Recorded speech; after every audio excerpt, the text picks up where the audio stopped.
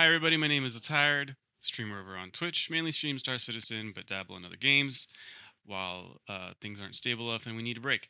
Today I'm going to be reacting to Inside Star Citizen How We Work level design. So from my understanding, because I haven't watched this, I typically like to wait to watch this live with you all. I don't really know what they're going to talk about, to be honest. How we work. I'm assuming it's about how they do things internally as devs. So let's watch this all together. Inside Star Citizen is many different things to many different people. But at the center of it all is our desire to educate about the very nature of game development itself. And in this week's part 2 of our 3-part experimentation and format, we lean into that aspect and explore some of the foundational philosophies that guide just one of the teams that are continuously working to iterate and improve on the persistent universe as it prepares to grow in this year's upcoming Alpha 4.0. Okay, so that's actually something that's interesting because we very rarely get enough perspective on what it's like to actually make a game as a dev. I'm super interested in what they've got to say, even though I'm going to take it with a big ass grain of salt because they are still trying to sell us a product. Don't forget that. But I think we have to be a little bit more open to what the challenges devs face, especially for those of you who, are in computer science or networking and stuff like that. And myself, I think I'm going to take either an IT course soon or I think I'm going to do the game dev one, the boot.dev or whatever it's called. Because why not? Now, where last week we met the team, this week it's How We Work level design with the folks from the Frankfurt level design team.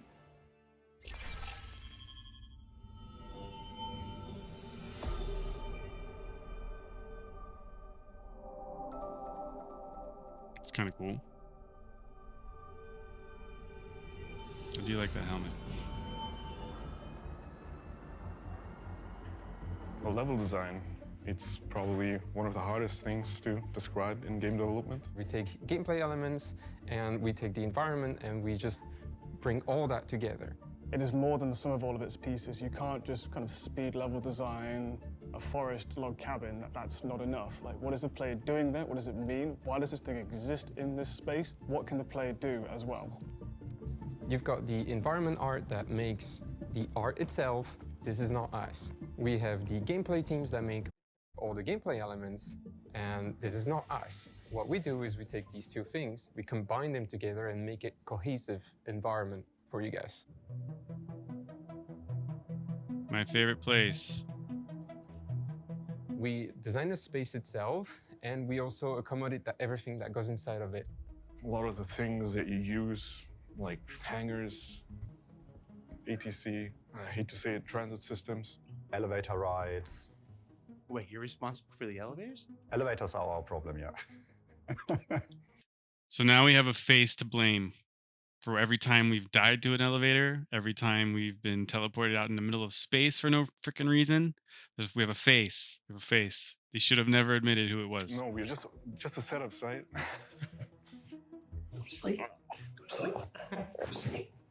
If you die in the elevator, that's actually a problem from the coding side. We just... See, he's already like, no, that's not our fault. We just make the elevator. Yeah. Throwing them under the bus. Is it possible in a sandbox game to have level design? Yes, because you have to consider all of the individual constituent pieces and why they need to exist together. You can throw anything in there, but you have to account for, like, does this begin to break the game? So you have conversations with economy, you have conversations with code, you have conversations with system design, mission design, and you have to figure out how all these pieces, again, stitch together. So there are 6 principles for good level design. First is readability. This basically means clarity in your environment.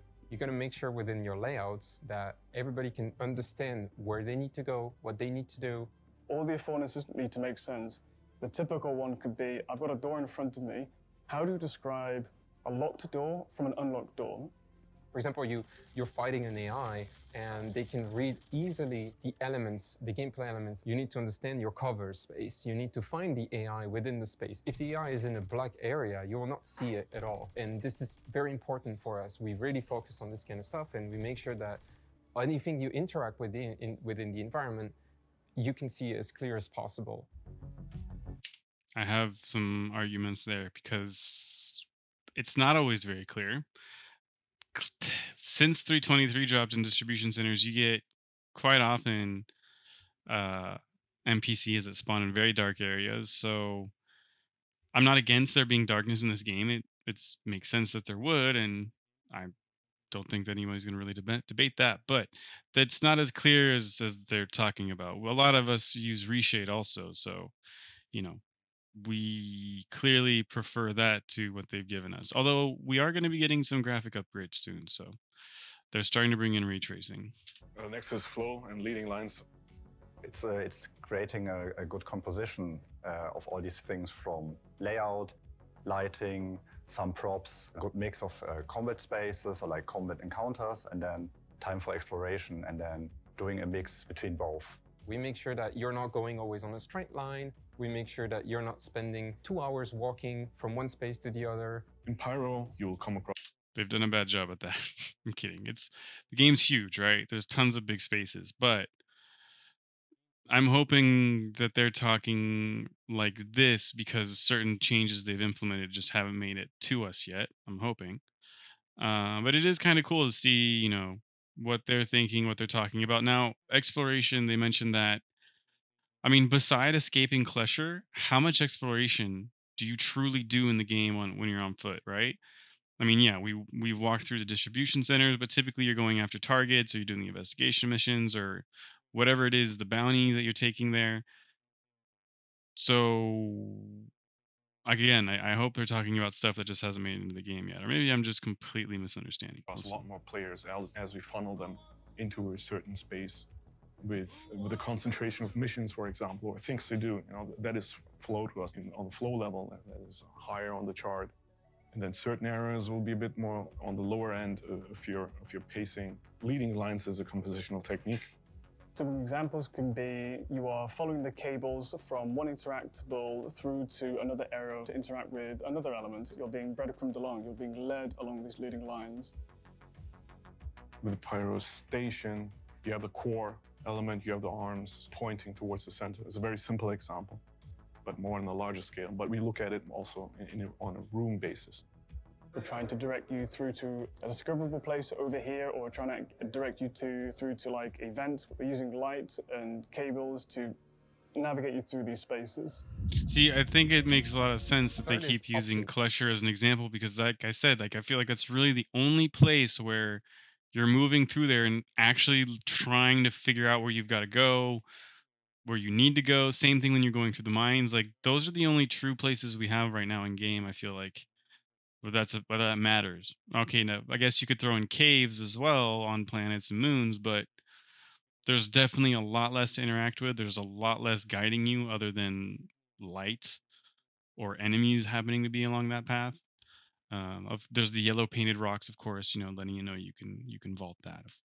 Can't forget that. Super important and naturally occurring in nature too. Don't we forget want to that. give you guys multiple options so you can complete your objective the way you want it.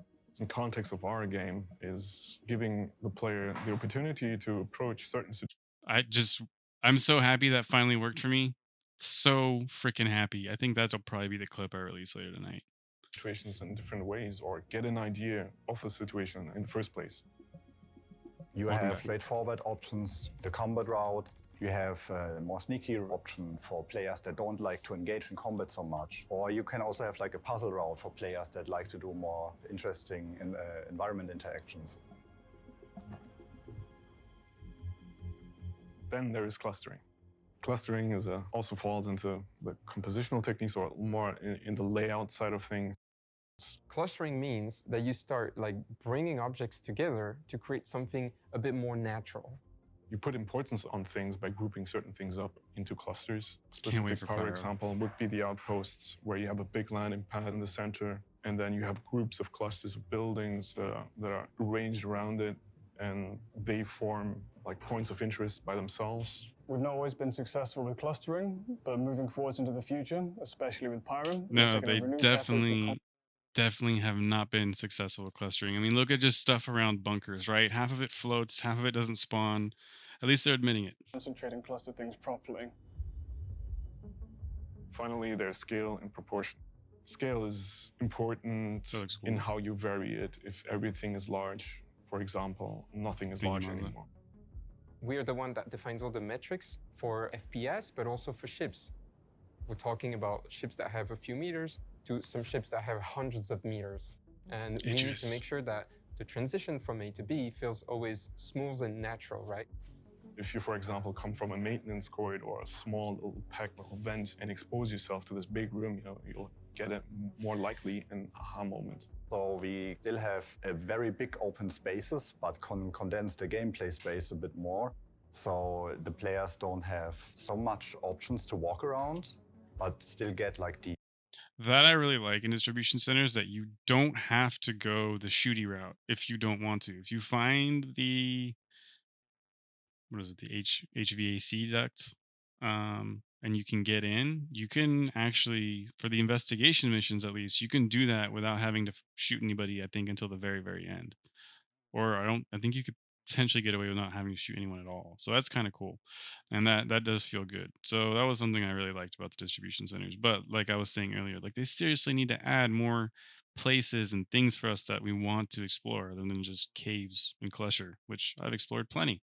the sense and the immersion of like a big open space. Proportion is just also feeds into scale. So you can use proportions to be able to scale up, like, what is kind of the background space, what is the foreground space, and what is the midground space of, like, what is immediately interesting to you as a player, and what is in the background that's not yet relevant to you. So you can land at one outpost on Pyro 2, and you can see yourself in sort of like habitation outpost village. Down the hill, you can see there's a refinery area, but the main feature of this place that you were drawn to initially was this massive mining tower. These become like your immediate foreground, your midground, and your background. But again, you can always come into your ship and go to this massive mining tower. Therefore, this becomes the new foreground. You're always orbiting it, you're transferring around. This becomes your landmark to orientate yourself around all these other spaces nearby. Traditionally, in level design, you start out with a pre-production phase. This is where we ideate. Yeah, it's a good point. Zelda's always done that really well, all the way back to like Ocarina of Time, just running around. Like it felt grand and never like weird proportions. Grand Theft Auto is another one that did it good. Now it's actually really funny playing. I don't know if you guys caught me playing the GTA San Andreas Definitive Edition on Monday and Tuesday, but compared to the original had like fog and like haze and stuff like that, so it gave you a lot of depth actually, and like it kind of masked the real size of the map. And now with the definitive edition, you can, if you go to the top of a tall building in any city, you can see the other two cities and everything in between. It's super weird. So yeah, it's funny, and it's actually interesting to hear them talk about like the different effects they can add to a game to make everything look either more alive, give it way more depth, give it more grandeur, give it more, of a breathtaking view. Everything feels immediate, and at the same time, you get glimpses of locations in the background. Something to think about to go to. Yeah, and Zelda, Final Fantasy did it the same. Did it really well. But I'm thinking of specifically of Final Fantasy 15, which was the first one that I really played. Although no, I went back and played 10. 10 did a pretty good job at it, but those are older games, like PS2 generation. So Conceptualize, we gather references, we do sketches, we do top-down layouts of our brain map, put things together. We then go into white box, which is literally going into the editor, start mocking things up in 3D, creating the space and defining where. that's a good point, Zero. Well, first of all, SC is universe, or galaxy scaled. Eventually, right now we're solar system scaled. That's very true of being on a planet or a moon that's, relatively devoid of stuff, although I feel like on Hurston they do a decent job. But when you're in a city though, like Microtech, Lorville, or sorry, New Babbage, Lorville, or Area 18, there really is a big impression of like scale, and there's a depth to it because of so many buildings. And actually Area 18 and ArcCorp is probably one of the better options, like better ways to look at it, is because you really, when you're flying down into it or leaving, if you look around, it's just city forever, you know. So I agree that on moons there's really not much to look at around outposts or anything like that, so it's pretty scarce. And maybe adding more mountains or foliage and stuff like that down the line will help kind of make it feel a bit more, planet-like, but remember, it is also outer space. The moons have no atmosphere, so you're not really going to get plant life or vegetation or anything on there. So, but then I think Microtech's a good example of with all the mountains and the like places that have snow, that don't have snow, a lot of green.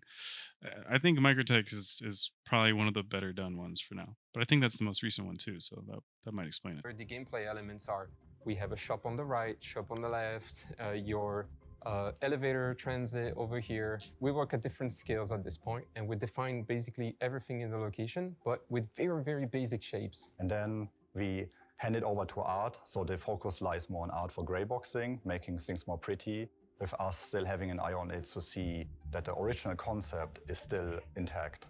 And then finally, we'll move into final art, and the level designers will be able to kind of keep all of these locations, like the intent of the location is kept consistent. It doesn't veer off too much into suddenly it's too big or too small. This is the original design direction that we wanted from beginning through to end. Once a location is released, it's not finished for us because there's always maintenance and additions that we do.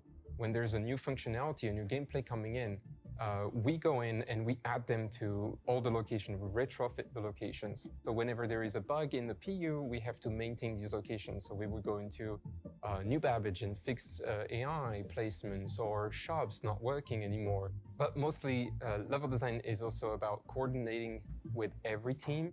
So be it with like lighting, mission team, environment art.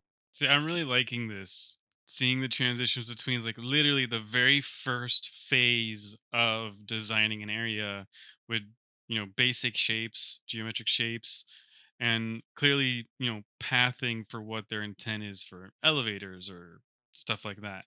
And then seeing it become alive. And like one of the things I think a lot of us are going to really appreciate about Pyro is how I'm going to say this, but I'll explain why. How trashy everything looks. Like when it's too clean, it's boring. When it's something like Pyro that has garbage piling up, clearly hasn't had maintenance in a while. Like it feels lived in, exactly as Zero. Feels lived in. And I think that's something we're really going to appreciate as players, going back and forth between this really clean, pristine area of Stanton that feels sometimes way too like just bland sometimes, like stations. That's one of the reasons why stations aren't the greatest places to be, because until you go down into like the food court or the Galleria area, it's pretty much the same thing everywhere you go. So there's not much wow factor walking around those places. I do like going to the food courts though. That's something that they did really well. The problem is there's no point going there right now. So eventually, hopefully we'll get that, but let's keep going. Art, audio, narrative, they work more or less in their pockets, and then we try to keep an eye on like the big picture to bring everything together and look that everything is coherent and cohesive. What is important to us, or what we really want you to experience is a nicer flow in the stations. I think what we realized with Stanton is, you just take a ton of elevators from place to place. We kind of want to optimize that for you. Make it a bit more efficient so you don't spend a lot of time going from A to B. We are trying to bring, for example, the clinic and the habitation right away into the shopping area and trying to make it much more compact. At the same time, we really, really want to offer some good gameplay content within the stations outside of missions that you can go into and discover on your own as you explore. We try to improve Pyro stations with all the lessons we've got from Stanton.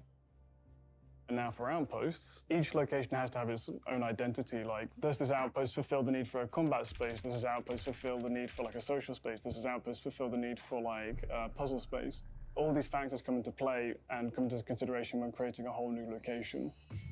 We want you to be able to discover little points of interest around the outposts. Get the plushie. Further, if you come across an outpost, there will be multiple sub-locations around it.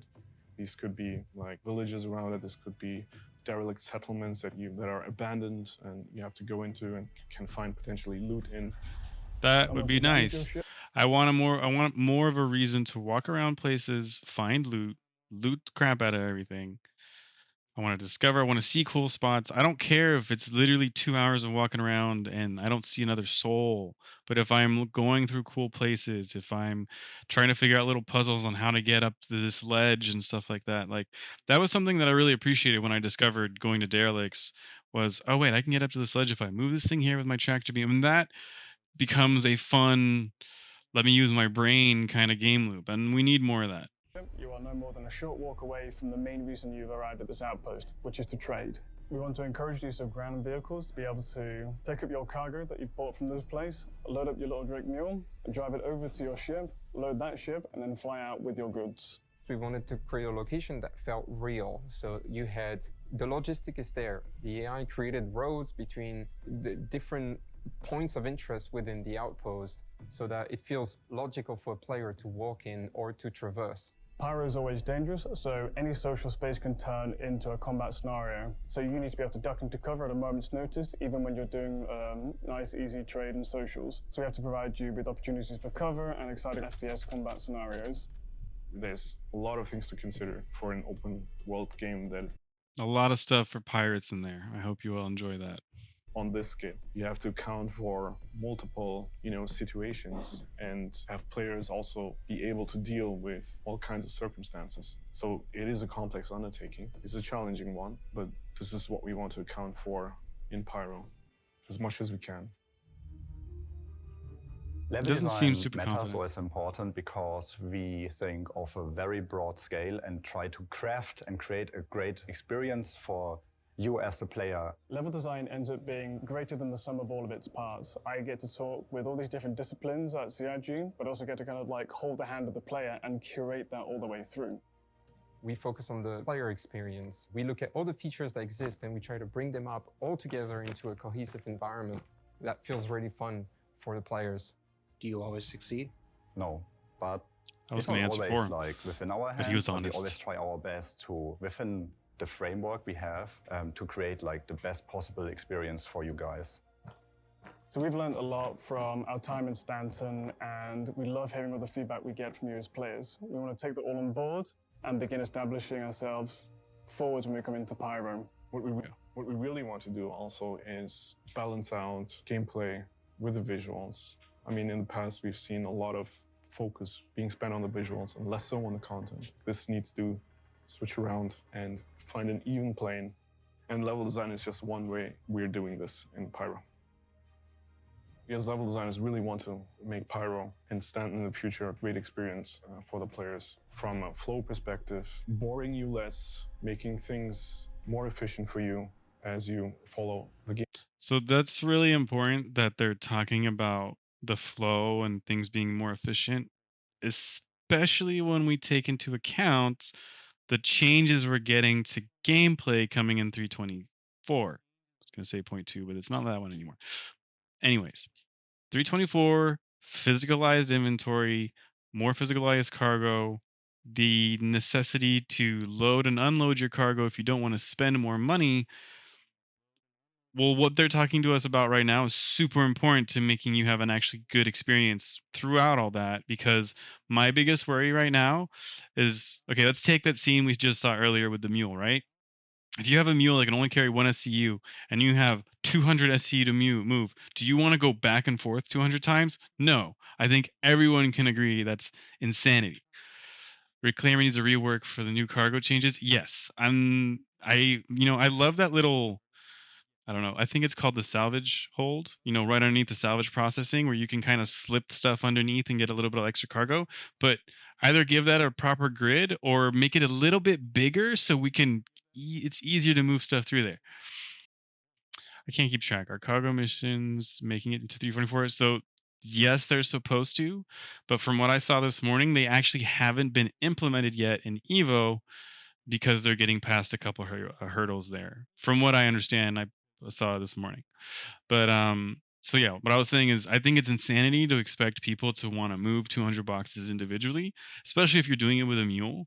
Now, if we are given the ability to use our multi-tools a bit more freely around outposts and not just on the pad, then that can get a lot easier. And anyways, to make a long story short, the point I'm trying to make there is physicalized is cool, but too much is going to suck the life out of certain people who are just not going to want to do that. So what I'm hoping is that the balance with how much you pay to have your stuff loaded isn't so much about you just pay a bunch of money and it cuts into your profit, but maybe more of a bonus for, excuse me, for those who are willing to take the time to actually do it, or those that have a crew to help them do that much quicker. I hope that's more the direction. Gameplay loops that you want What's to up, Bilal? follow and offer you gameplay content that you can just discover on your own. So my understanding there, Zero, from why cargo missions are so difficult, what I saw this morning was they've had to rewrite the entirety of the script or code or whatever it is for boxes, cargo grids, and all of that. So it applies to not only deliveries, but everything cargo related, and specifically for facilitating the communication with server meshing. Because I think that was something that a lot of people were seeing during the test was the cargo was screwing up and delivering something from one server to another was screwing up. So yeah, there's also not been at least I haven't seen the details of exactly what the new cargo missions are going to entail, but there's also the last thing that they talked about having to rewrite all of that for was the blockade runner missions, which I think ties into the fact that they need stuff to communicate from one server to the next with meshing a lot smoother.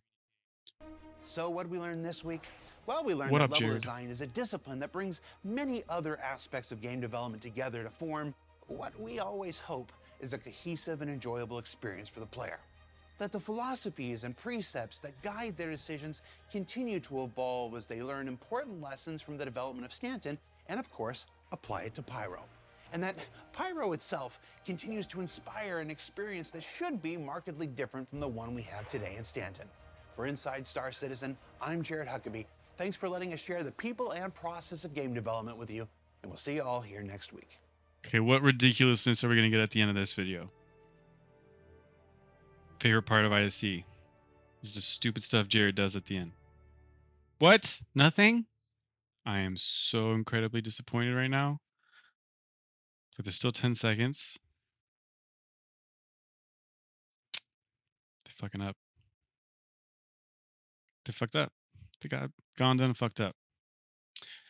All right. With that, so yeah, that was an interesting ISC. It was cool to see some of the gray box or pre-gray box phases, I guess, of how they lay out things and how they're building content. Now, it's actually was really nice to see them admit that with Stanton, they had at times focused too much on visuals and less level design and how you flow through a place, how you explore it. So it's nice to see them talking about that. Now it makes me a lot more curious for what we're going to get actually in Pyro when it comes out soon, TM, hopefully, in the next 3 months. It's beginning of Q3, so let's go. You have 3 months. Get us Pyro. So that, and so, you know, I think we saw a lot of things that were encouraging to see based off of the information we now have about what's going to be happening with 324. The serious push towards physicalizing all your inventory. So remember, it doesn't just go it's not going to only change your inventory experience in a city or an outpost. It's also going to change how you interact with your ship's inventory. So I think that's part of the reason why they lowered the amount of inventory ships have internally. And you're going to have to interact with a locker. You're going to have to interact with maybe a console. Like, we'll see how they kind of implement that in ships a bit better. But it just, yeah, it's not going to be just cities and outposts. It's going to be also your ships and vehicles. And I think a lot of people aren't ready for that. I know Mazda called it out yesterday on his stream. But yeah, I think there's a lot's going to change for us in the next 2-3 weeks. But all right, everybody. Thank you for joining me for that react.